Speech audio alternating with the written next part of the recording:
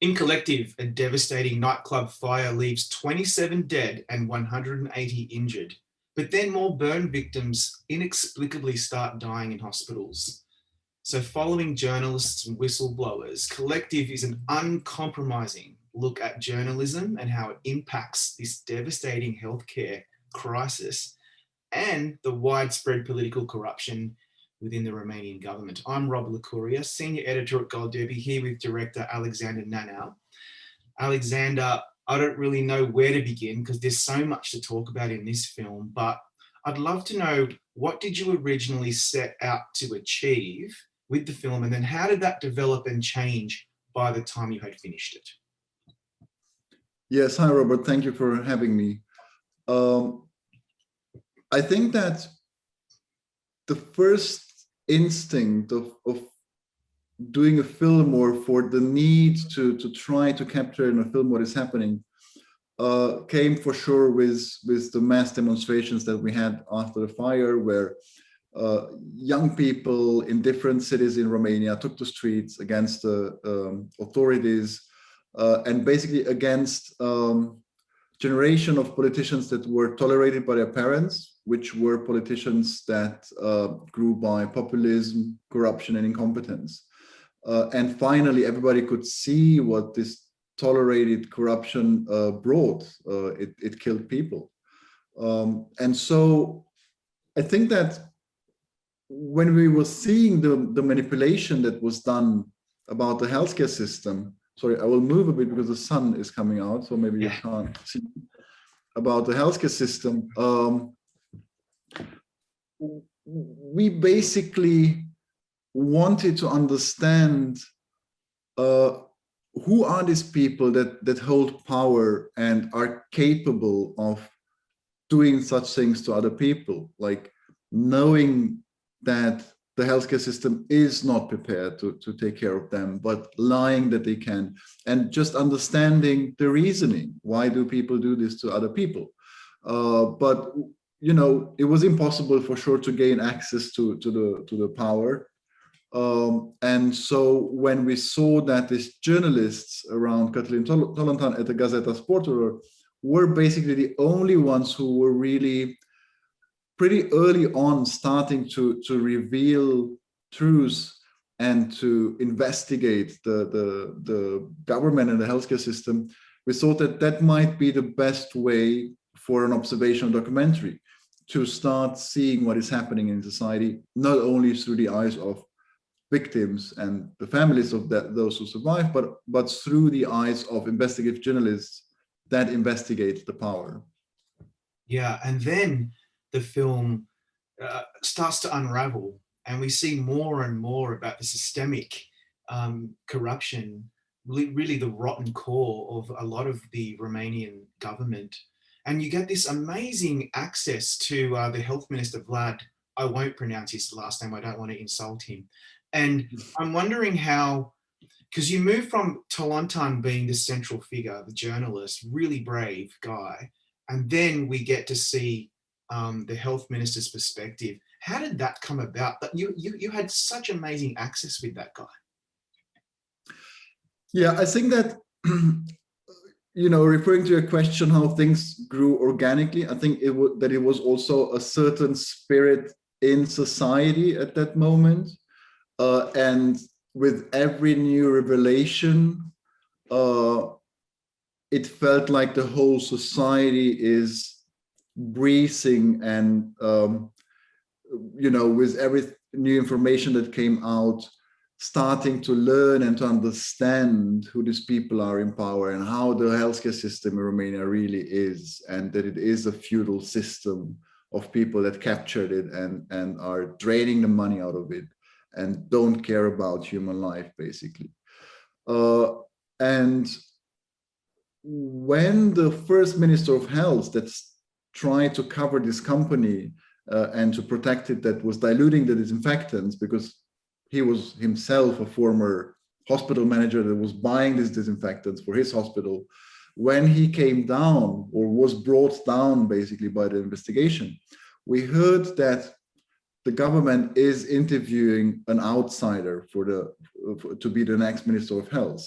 outside politics and outside the healthcare system. He was a patients activist, working in a bank in Vienna, having lived abroad. And that's where I thought, like, okay, good, maybe I can come back to my first idea to do a film about power. Maybe now there would be a chance to meet an outsider and to persuade him into letting me get access inside power and film there. And I tried to get in contact with him. He accepted after 10 days or so because he was putting together his team. And I met a young man, he was 33, and he and his team that he gathered from around the world, friends of his that were working in other healthcare systems, professionals, had basically this idea that one of their main goals is transparency. They wanted to bring back transparency to the healthcare system.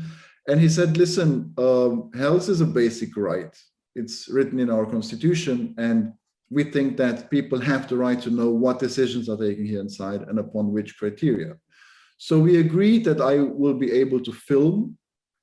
We agreed that they will not ever tell me to stop the camera, that we will take care to not ever show things that might be dangerous for them, like filming, I don't know, state secrets or whatever. We would for sure ask people when they come in if they want to be filmed, but if nobody is against it, we would just go on filming. And that's how we ended up basically filming things that you normally don't see. Yeah. And what I really loved about his journey in this film is that the film does this, like it expands and we get to the macro level, the Romanian election's about to happen, and then it happens and the film ends, without giving away too much, but the film ends with him in a car and he's talking to his father, and the father is so distressed at what's going on and he is so broken, and his humanity really comes out. And so for me, it felt like the movie contracted again to about this one guy. Why did you decide to end the film in that way? Oh, I mean, the film basically, for me, ends on the human level of the characters we have followed. You know, I think that after having this battle, let's say, with the system, trying to reform it, being attacked, giving up his job in Vienna, he was working in a bank in order to give back and get involved in the Romanian society. It, for me, was important to also show who are the human beings behind the professions we see in the film. And that was for sure about Vlad and his father, as you say, like they, you know, it is also a generational thing. You know, the parents of Vlad, let's say, belong to a generation that after the revolution hoped that everything will change, it will be new. And they belong to a generation that basically had to realize that after a lifetime, things, you know, did not change at the pace they wanted. And for their kids, they rather think, you know, just go abroad, you know, have a good life in a normal society that is a meritocracy and not such a society built on incompetence and corruption. And then you see the journalists in the next scene, you know, that have to decide while their private lives are under threat, have to decide what they do next. You know, do they go on? Do they, and you see them, you know, taking a very human decision between safety and profession. And then you see what is, I think, most important for me is the Hoxha family, the parents of Alex, the boy who was killed by this by the corruption and incompetence in the hospitals. In a way, I was not prepared, and it was a surprise that they really put on in the car the favorite song of their son that in a way sums up in a very simple way this complex, wide story that we have told. And for me, that wraps up the story in a very simple question, like, who are we and who do we decide to be at the end of the day? You know, that's a very important question also for cinema. I think that We go to cinema in order to identify with other people and to understand who we are and who they are, and compare, our own life and our own being to, are we up to what we thought we would like to be? Yeah. Like there's so much confrontational stuff in this film, which we'll talk about in a second. And the ending with the family at the cemetery and then in the car, like, was really, really moving. But the look on Vlad's face of just defeatedness, or even if that's a word, really hit home for me. But let's talk about the beginning, because the film has a real sense of urgency and anger, right? That's definitely one of the feelings you get from the film, and that hits you immediately with the footage from the fire. Why did you decide not to shy away from that and just show the audience how horrifying that was? I mean, it was a long process of deciding what to do with that and how to include it and if to include it, most of all. And in the end, I came to the understanding that the audience has to understand that it is not just other people that this can happen to, that our lives can really change within seconds sometimes, and we become dependent, totally dependent on the community or the society around us. And if it works, if it is competent, if it really cares for human life and our own survival, basically, finally depends upon that. And that is the reason why I think that it was the right choice to include it. And even now during the pandemic, we see that basically all our lives around the world, basically a whole globe, changed, basically within seconds, and our lives became dependent on the communities we're living in and on the competence of the governments we have.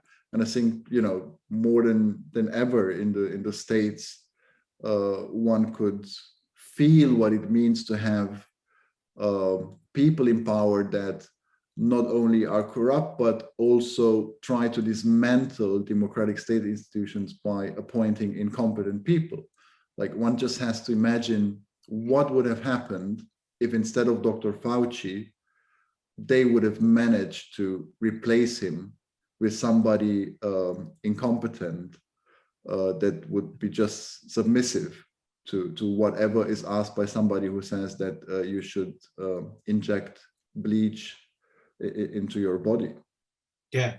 I mean, Fire Fauci was a thing unimaginably for quite some time in the States. And to pick up on what you've said in the media in the past, because this film demonstrates how citizens are crushed by corruption and incompetence.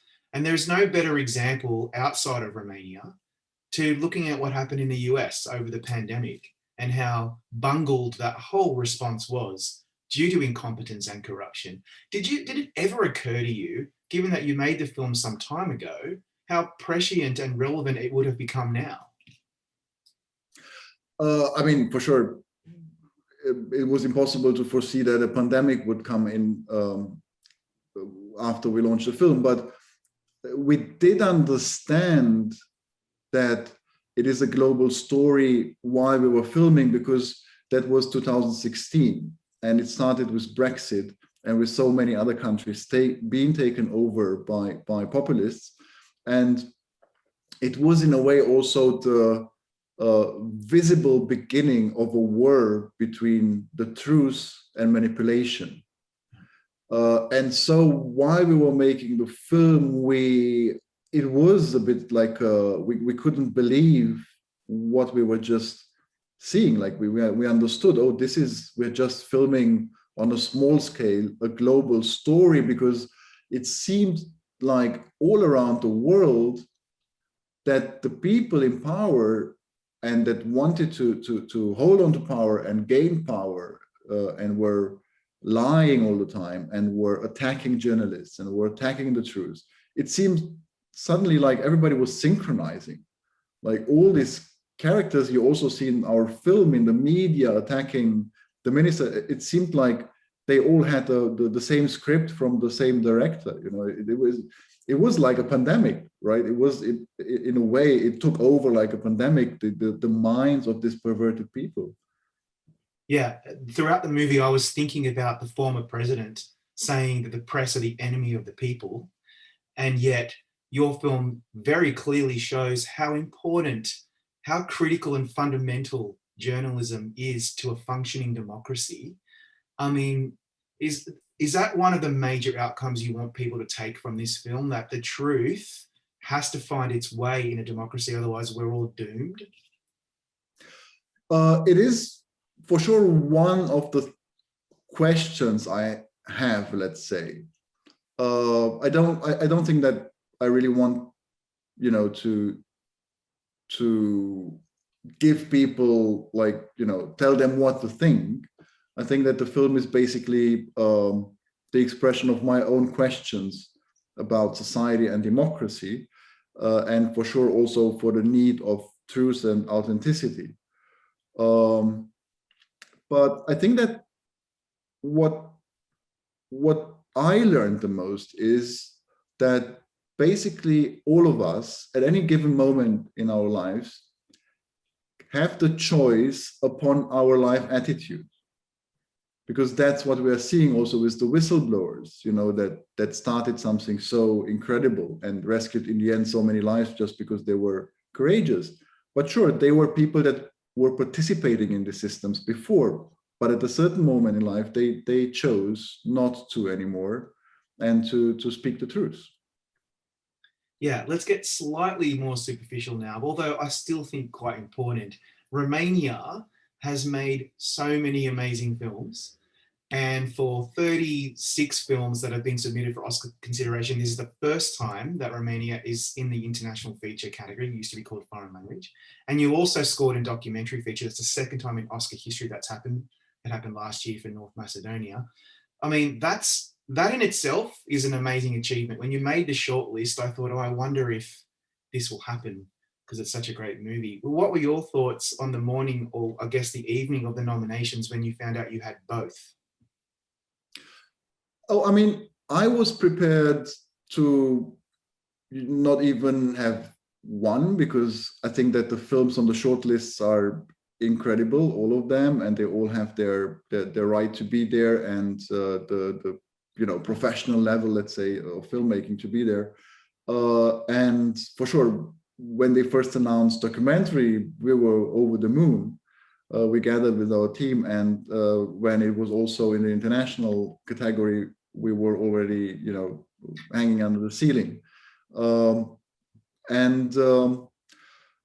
You know, I think it's most of all, it's a happiness about the fact that the story gets even more attention, and a double nomination is highlighting it even more now. And I see how people continue to discover the film. And that's the greatest joy. And about the Romanian cinema, I mean, we all knew since so long that the Romanian cinema is one of the best cinemas around the world. And it is great that it finally happened. And it's great that it finally happened, I think, with this story, because it really is, for Romania, a crucial memory for a point of no return, for a new beginning in the Romanian society, because Romanian society really changed, and a new generation took over and is changing the country after the collective fire. And this film remains now, for sure, not only a cinematic tribute to the victims, but also a cinematic tribute to a new beginning of a whole society. Yeah, let's hope so, Alexander. It was an amazing accomplishment, and I look forward to your next film, and congrats on the 2 Oscar nominations, and good luck on Oscar night. Thank you very much. Thank you.